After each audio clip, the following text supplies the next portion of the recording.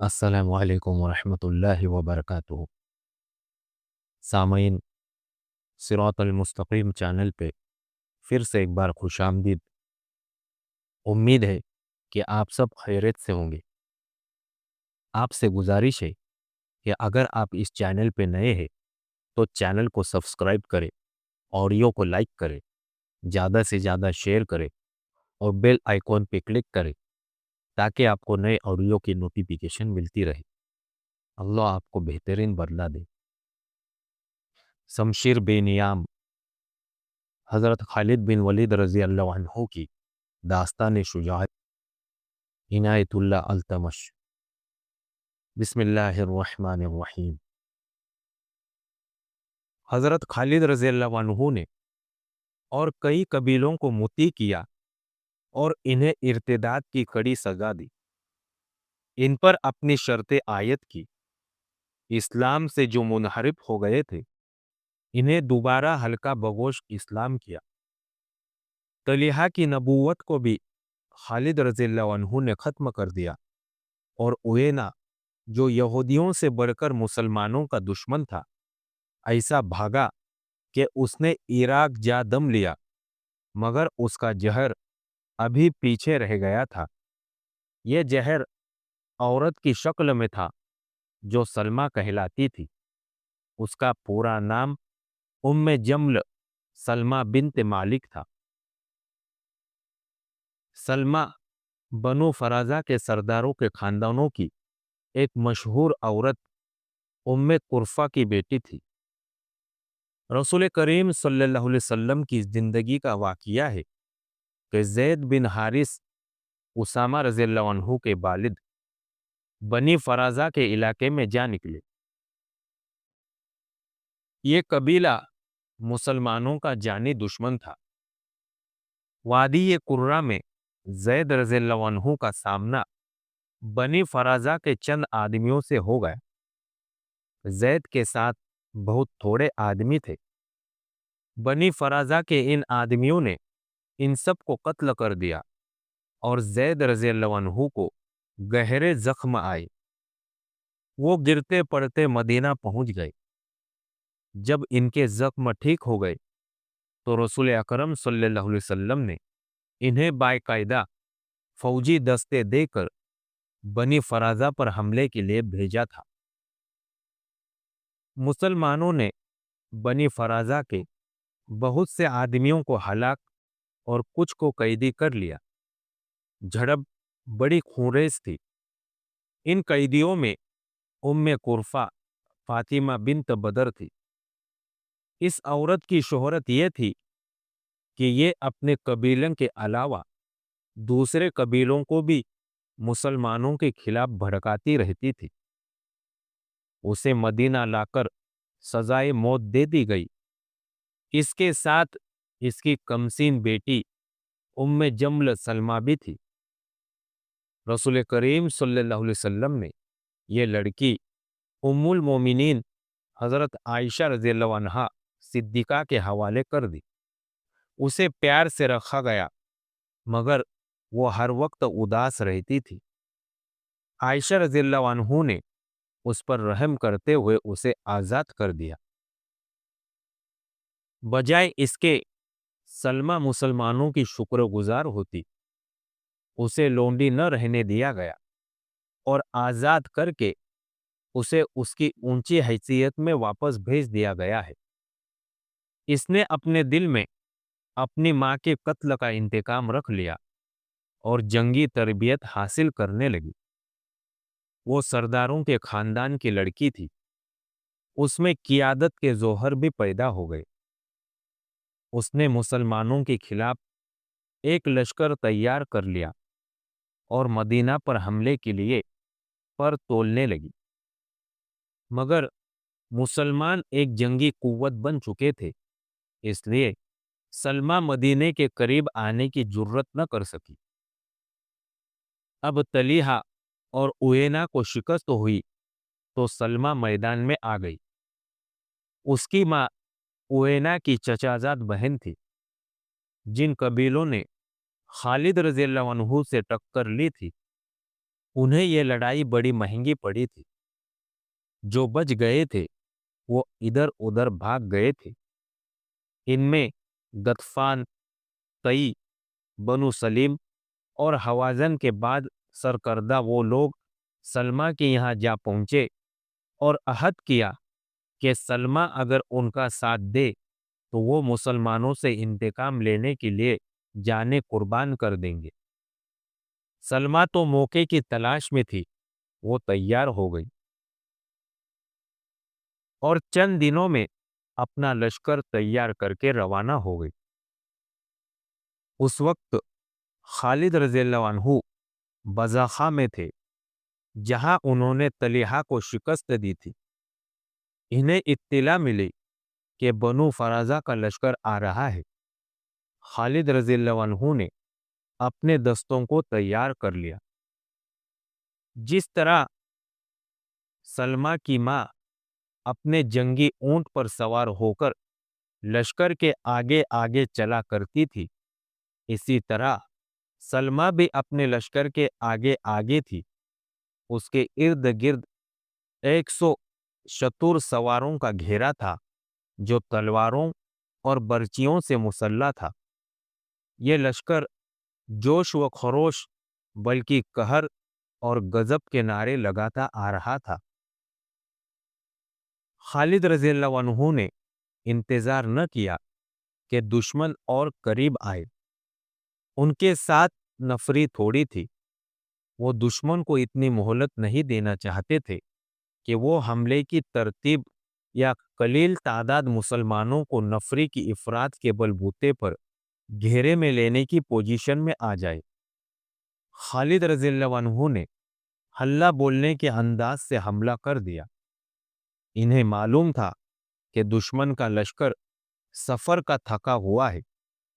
खालिद रज़ियल्लाहु अन्हु ने दुश्मन की इस जिस्मानी कैफियत से भी फायदा उठाया। सलमा, जो 100 जाबाज शतूर सवारों की हिफाजती नरगे में थी, इश्तिआल अंगेज अल्फाज से अपने लश्कर के जोश व खरोश में जान डाल रही थी। मोर्रिक लिखते हैं कि बनु फराजा ने खालिद रज़ियल्लाहु अन्हु को बड़ा ही सख्त मुकाबला दिया। नफरी थोड़ी होने की वजह से खालिद रज़ियल्लाहु अन्हु मजबूर से होते जा रहे थे और दुश्मन के हौसले बढ़ते जा रहे थे। सलमा की ललकार और अल्फाज जलती पर तेल का काम कर रहे थे। खालिद रज़ियल्लाहु अन्हु ने सोचा कि ये सिर्फ औरत मारी जाए तो बनु फराजा के कदम उखड़ जाएंगे। उन्होंने अपने चंद एक मुंतखिब जाबाजों से कहा कि वो सलमा का हिफाजती हिसार तोड़कर उसे ऊंट से गिरा दे। सलमा के मुहाफिज भी जाबाज ही थे। वो खालिद रज़ियल्लाहु अन्हु के जाबाजों को करीब नहीं आने देते थे। इन जाबाजों का यह तरीका इख्तियार किया कि एक एक मुहाफिज शतूर सवार को दूसरों से अलग करके मारना शुरू कर दिया। इस तरह जाबाजों ने घेरा तोड़ दिया, लेकिन कोई जाबाज सलमा तक नहीं पहुंच सकता था। जख्मी होकर पीछे आ जाता था। आखिर पूरे 100 मुहाफिज मारे गए, लेकिन खालिद रज़ियल्लाहु अन्हु को इसकी बहुत कीमत देनी पड़ी। जाबाजों ने तलवारों से सलमा के कवाचे की रस्सियां काट दी। कचावा सलमा समेत नीचे आ पड़ा। जाबाजों ने खालिद रज़ियल्लाहु अन्हु की तरफ देखा कि क्या हुक्म है, कैदी बनाना है या खत्म करना है। खालिद रज़ियल्लाहु अन्हु ने हाथ से इशारा किया। एक जाबाज ने तलवार के एक ही वार से सलमा का सर तन से जुदा कर दिया। बनु फराजा ने यह मंजर देखा तो उनमें भगदड़ मच गई और वो अपनी लाशों को छोड़कर भाग गई।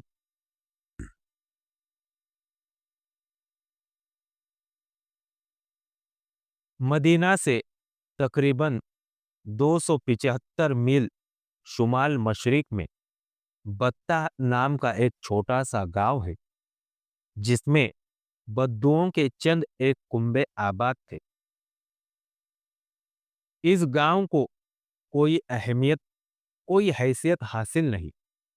अगर वहां इधर उधर से देखे तो ऐसे आसार मिलते हैं जैसे यहाँ कभी शहर आबाद रहा है। 14 सदियां गुजरी, यहाँ एक शहर आबाद था। इसका नाम बत्ताह था, जो आज तक जिंदा है, मगर शहर सुकड़ कर, सीमेंट कर एक छोटा सा गांव रह गया है। इस शहर में खूबसूरत लोग आबाद थे। वो बहादुर थे, निडर थे और बातें ऐसे अंदाज से करते थे जैसे कोई नज्म सुना रहे हो। औरतें हसीन थी और मर्द वजी थे। ये एक ताकतवर कबीला था जिसे बनु तमीम कहते थे। बनु यरबू भी एक कबीला था, लेकिन अलग अलग नहीं, बल्कि बनी बनु तमीम का सबसे बड़ा हिस्सा था। इनका सरदार मालिक बिन नवेरा था। बनु तमीम का मजहब मुश्तरक नहीं था। इनमें आतिश परस्त भी थे, कब्र परस्त भी थे, लेकिन अक्सरियत बुत परस्त थी। बाज ईसाई हो गए थे। ये लोग सखावत, मेहमान नवाजी और शुजाअत में मशहूर थे। रसूल अकरम सल्लल्लाहु अलैहि वसल्लम ने हर तरफ कबूल इस्लाम के पैगाम जिन कबीलों को भेजे थे, उनमें बनु तमीम खास तौर पर शामिल थे। इस्लाम के फरोग और इस्तेहकाम के लिए बनु तमीम जैसे ताकतवर और बाअसर कबीले को साथ मिलाना जरूरी था। ये एक अलग कहानी है कि इस कबीले ने इस्लाम किस तरह कबूल किया था। मुख्तसर ये कि बनु तमीम की गालिब अक्सरियत ने इस्लाम कबूल कर लिया। मलिक बिन नवेरा मुनफरिद शख्सियत और हैसियत का हामिल था।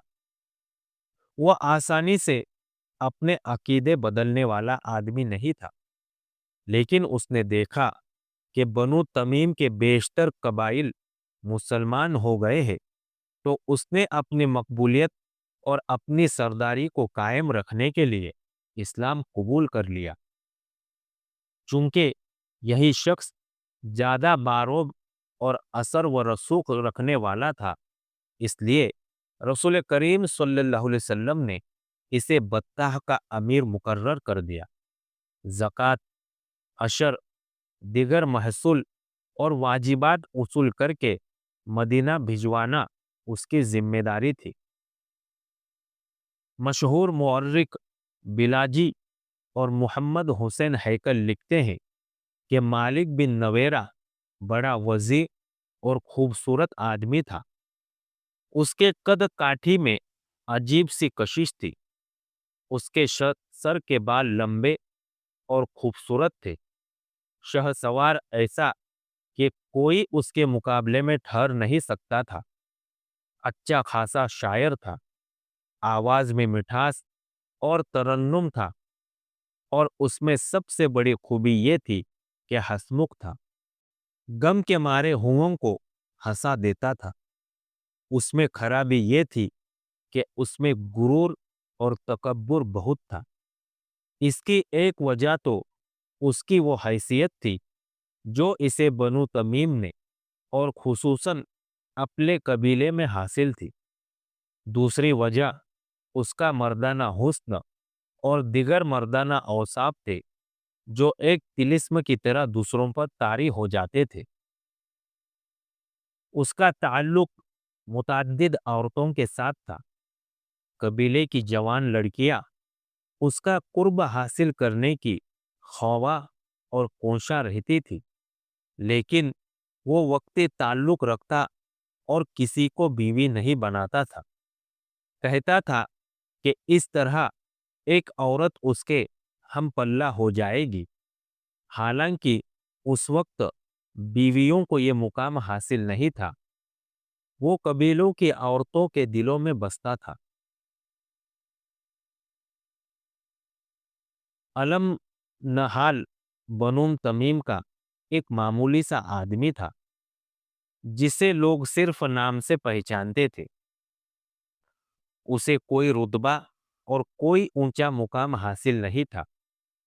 उसकी बेटी लैला जवान हुई तो लोग अलमनहाल का नाम इस तरह लेने लगे जैसे उसे ऊंचा रुतबा मिल गया हो। जवानी की दहलीज पर उसकी बेटी लैला का हुस्न निखर आया तो कबीले के जवान आदमी उसे रुक रुक कर देखने लगे और उसे करीब से देखने के लिए उसके रास्ते में खड़े दिखाई देने लगे। असफहाई ने मुख्तलिफ मौर्रिखों और उस दौर की दिगर तहरीरों के हवाले से लिखा है कि लैला को खुदा ने बड़ी फैयाजी से हुस्न दिया था, लेकिन उसकी आंखें इतनी दिल फरेब थी कि वो जिस तरफ भी देखती थी वो मशहूर हो जाता था। वो लिबास ऐसा पहनती थी कि घुटनों तक उसकी टांगें पूरियां रहती थी। मौर्रिख कहते हैं कि उसकी टांगों की साख्त में गैर मामूली तौर पर जाज़बियत थी। ऐसे ही उसके बाजू थे, गोल और लंबे। वो अपने बालों को खुला रखती थी। बालों का रंग और उनकी चमक ऐसी कि इनमें तिलिस्माती तासुर था। उसे अगर कोई तवज्जो से नहीं देखता था तो वो मालिक बिन नवेरा था। कई बार ऐसे हुआ कि वो मालिक के करीब से गुजरी, न मालिक ने उसकी तरफ न लैला ने मालिक की तरफ देखा।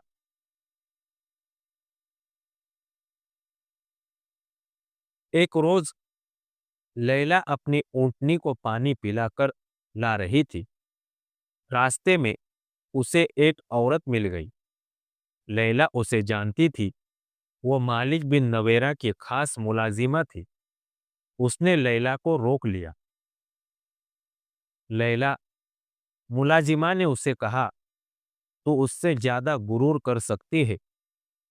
कबीले में कौन है जो तेरे पांव के नाखूनों को चूमने के लिए तैयार न हो? क्या तेरे आका ने तुझे कोई शेर याद करा के नहीं भेजा? लैला ने मुस्कुराकर कहा, मालिक बिन नवेरा शायर है ना।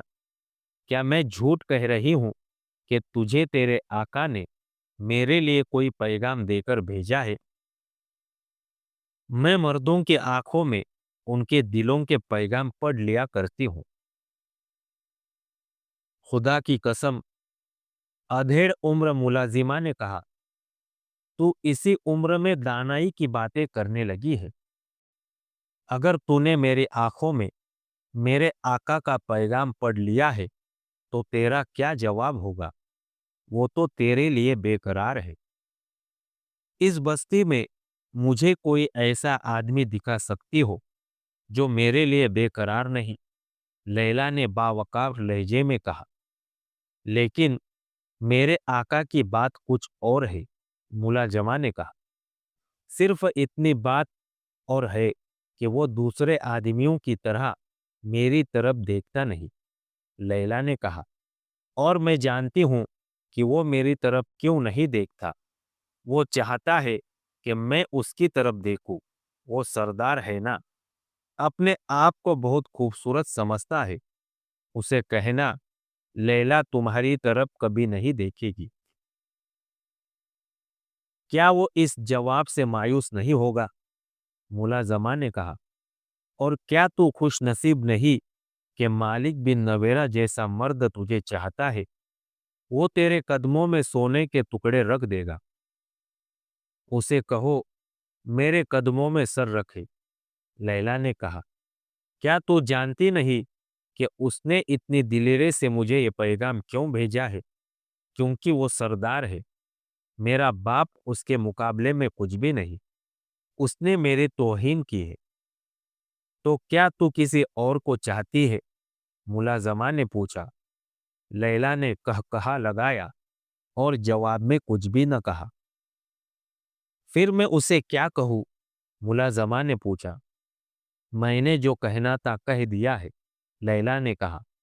और उसे कहना कि मैं सिर्फ ایک رات جلنے والی شمع نہیں ہوں، میں اس کے پاس جاؤں گی جو مجھے عمر بھر کی روشنی سمجھے گا۔ جب مالک بن نویرہ کو یہ جواب ملا تو اس کا تکبر اور غرور کا بت ٹوٹ گیا۔ آقا، ملازمہ نے کہا، لیلا کیا ہے؟ قبیلے کی ایک لڑکی ہے، شہزادی نہیں۔ اس کی شادی کا فیصلہ اس کا باپ کرے گا۔ اس کے باپ کو کہے مجھے جسم نہیں، لیلا کا دل چاہیے۔ مالک بن نویرہ نے کہا، اور ایک روز مالک لیلا سے محبت کی بھیک مانگ رہا تھا۔ میں نے تمہیں دھتکارا نہیں تھا، لیلا نے اسے کہا، میں نے یہ بتایا تھا کہ میں وہ نہیں جو تم سمجھے تھے۔ لیلا نے مالک بن نویرہ کا تکبر اور غرور اپنے پاؤں تلے مسل ڈالا اور ان کی شادی ہو گئی۔ بنو تمیم نے لیلا کو تمیم کا خطاب دے دیا۔ رسول کریم صلی اللہ علیہ وسلم کے وصال کی خبر ملتے ہی مالک بن نویرہ نے مدینہ والوں سے نظریں پھیر لی اور ظاہر کر دیا کہ اس نے اسلام قبول کیا تھا، ایمان نہیں۔ اس نے زکوٰۃ اور محصولات وصول کر کے اپنے گھر میں رکھے ہوئے تھے۔ چند دنوں تک اس نے یہ مال مدینہ کو بھیجنا تھا۔ اس نے قبیلے کے لوگوں کو اکٹھا کر کے انہیں زکوٰۃ اور محصولات واپس کر دیے۔ اب تم آزاد ہو، مالک نے کہا، میں نے مدینہ کی زنجیر توڑ ڈالی ہے۔ اب جو کچھ تم کماؤ گے وہ سب تمہارا ہوگا۔